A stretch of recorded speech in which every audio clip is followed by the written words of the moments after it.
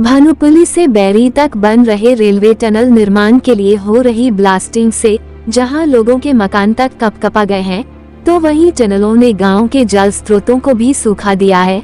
Tunnel निर्माण से Swarghat block के कई गांव के प्राकृतिक जल स्रोत सूख चुके हैं, जिससे गांव में जल संकट भी गहरा गया है। इस सूखे से किसानों को भी समस्या उठानी पड़ रही है।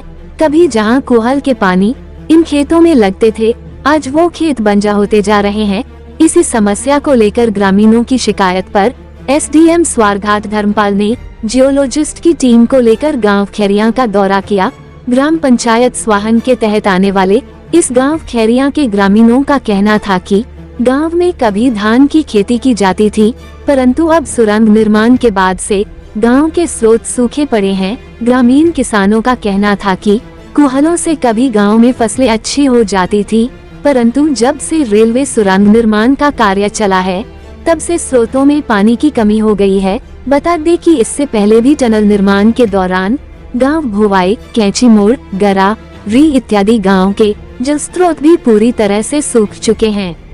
मेरा पंजाब न्यूज के लिए सुभाष चंदेल की रिपोर्ट।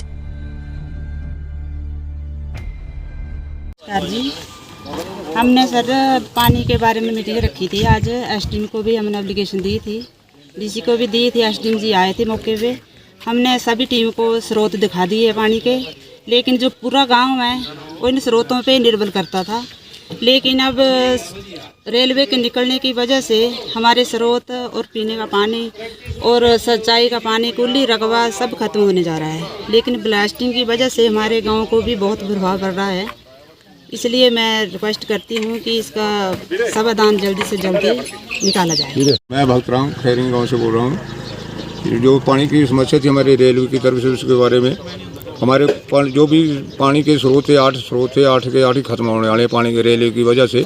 ये हमारा गांव जो था खेती पे निर्भर था। खेती धान वगैरह सब कुछ लगते। 100 बीघे के आसपास कुल्ली है जो आजकल बिल्कुल बंजर हो चुकी है, और ब्लास्टिंग की वजह से गांव को बहुत नुकसान है। गाँव के साथ ब्लास्टिंग वगैरह नहीं होनी चाहिए, इसको कुछ और साधन किया जाए। कुल्ली रखे का हमें कुछ ना कुछ हल करिए पानी के लिए, इसका मुआवजा दी जाए या कुछ किए कंपनी वाले से या गवर्नमेंट से। हमारी रिक्वेस्ट है, हमें इसके लिए इसी पे निर्धारित थे हम। फसल पर कोई नौकरी पेशा नहीं हमारे गाँव के पास, कुछ नहीं है। इसी पे निर्धारित थे हम, फसल के पे जो से हम बंजर ज़मीन हो गई है।